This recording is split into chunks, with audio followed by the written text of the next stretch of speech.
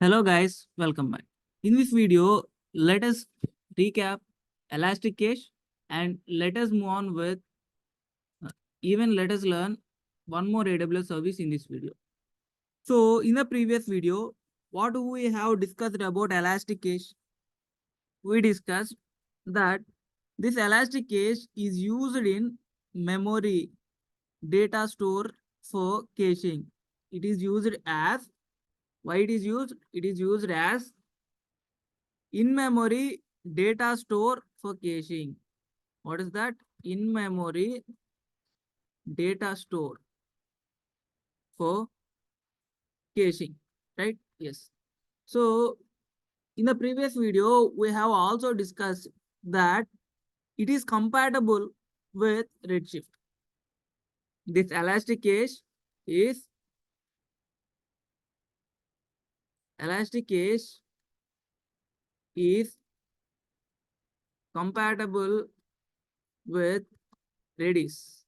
That means whatever the data which is present in Redis, you can able to directly shift to this Elastic Cache maintaining database. So what are the database where the database containing this Elastic Cache as caching service, then we can directly move the database to the maintenance database since it is compatible to Redis.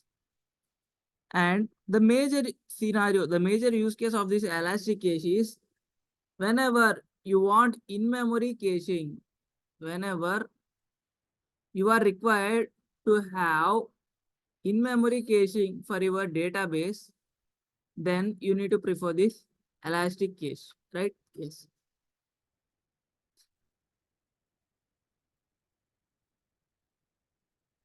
Now, let us see one more thing about this. It is what? It's an in-memory cache. So, what is the advantages does it provide, sir? It provides you high performance. What is that? High performance. So what do you mean by high performance, sir? That means number of reads and writes per second. You can do more number of reads and writes per second. That is, this Elastic Cache supports up to up to 390k 390k reads, up to 390k reads per second, and you can able to do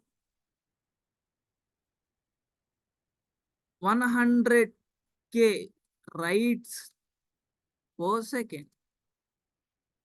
If you use this Elastic Cache, then you can able to perform 390k reads per second and 100k writes per second.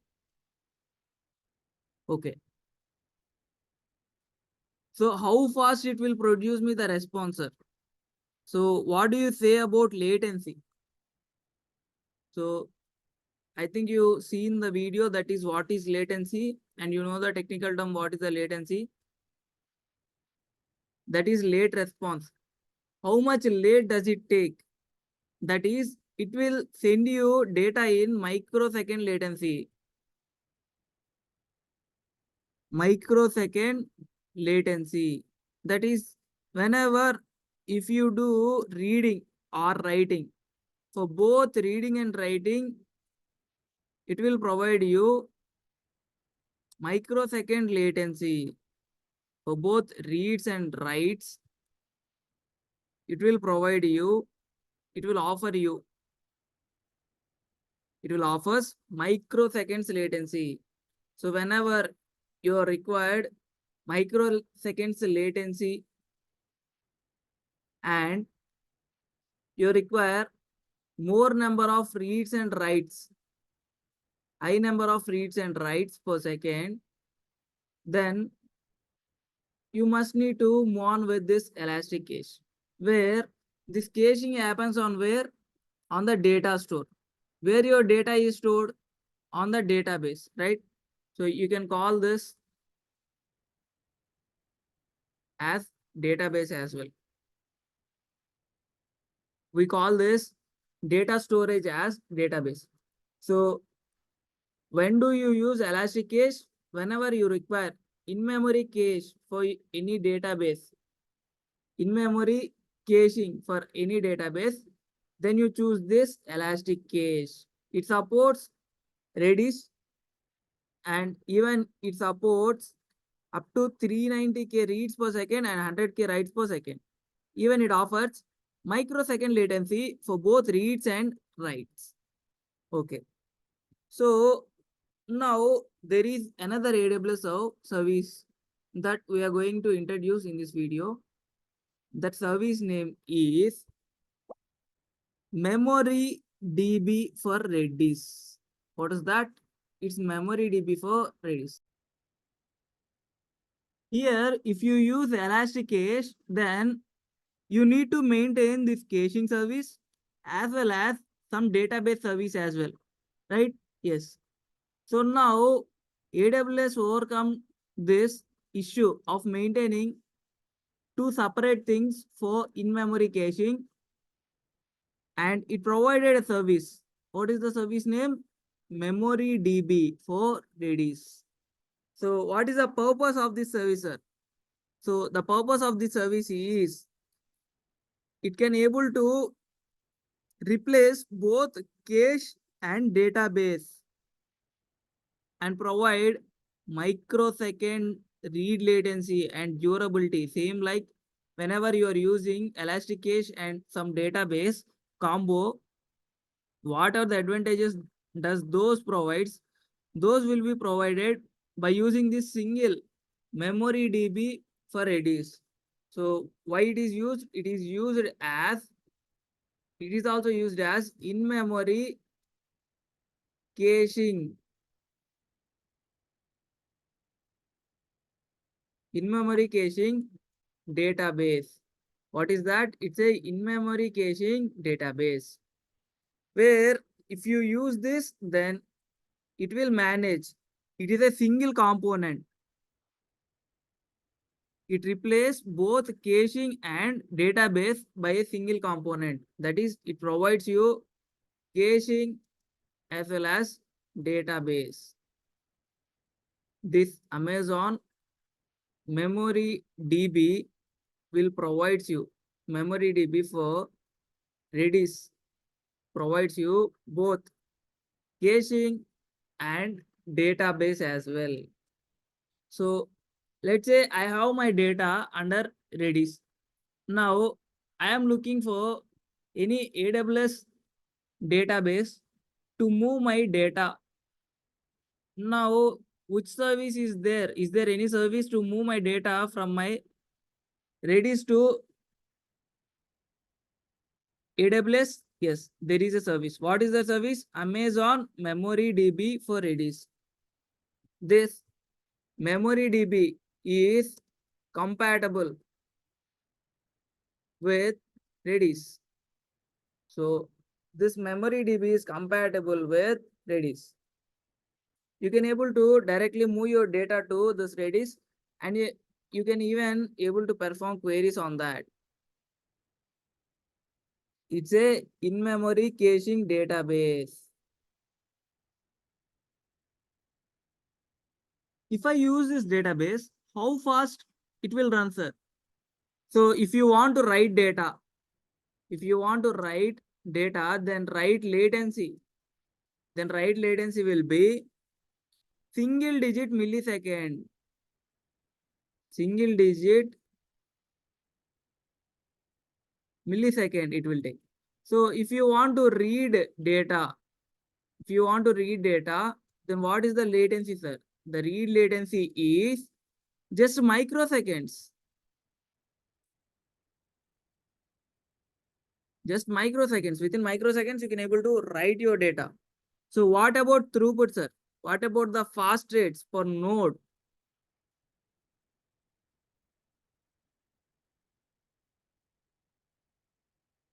So what about throughput per node, sir? It will provide you 1.3 GB, 1.3 GB per second throughput for reading, For reading, it provides you up to 1.3 GB. 1.3 GB per second, you can able to read data. With this data throughput, we can able to read under nodes. And what about write? What is the write throughput, sir? You can able to write 100 Mbps, 100 MBs per second inside your nodes. So this is the throughput regarding nodes. So does this contain nodes, sir? Yes. This memory DB for Redis contains nodes. I think most of you play online games, right? Yes. So now let's analyze this memory DB for Redis with that related example. Now, have you ever wondered how and where your data is stored? So whenever you log into any online game, it will ask you user data like your login and password, related things, and your user profile, like how many stars you have and how many times you have played, what is your ranking, like that leader dashboard, everything will be maintained, right? Now, have you ever wondered what database it use? Even in most of the online games, what happens is whenever you log into game and you started the game, what happens is it will need to contain some temporary data. So whenever you're running your game, it requires a lot of memory to store that temporary data. So how that temporary data is stored, where the temporary data is stored. You can see here AWS provides you one service for that, that is MemoryDB. So let's say you are playing the game. Now you killed what are the enemy which comes in front of you in the game. Now still the enemy has not dead. It will be very lagging. The game is very lagging. That means it was lagging for a lot. Then what do you say? You don't prefer to play the game, right? Yes. So in order to avoid that lagging, this memory DB for Redis will provide you high amount of throughput and single digit latency. And it provides you very low latency and high throughput. So that's why it was not lagging. It was getting very faster so that you can feel it like a real time game, right? Yeah. In those scenarios, you use this memory DB for Redis, right? Yeah. So it is important to learn about architecture also, right? So let's have a look at how the architecture will be. This for this, that is MemoryDB for Redis, it develops a cluster of nodes. How it is developed? It is developed by using a cluster of nodes.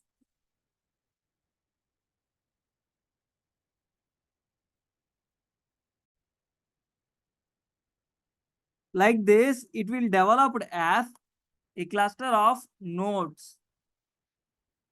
Now, where your data is stored?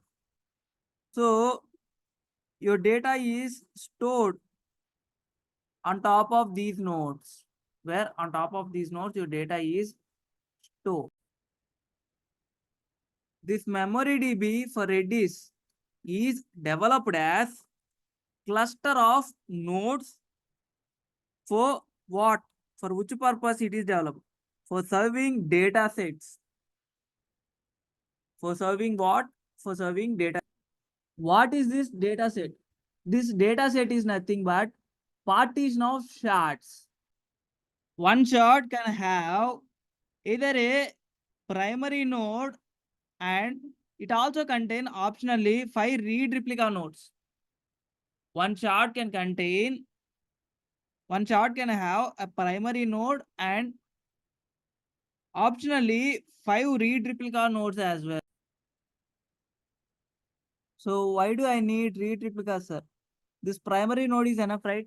So in order to provide the response based on your requirement, you require these replica nodes as well. Let's say your primary node is failed. Then in order to overcome that failure, do I need to do I need to spread these replicas nodes across availability zones? Yes.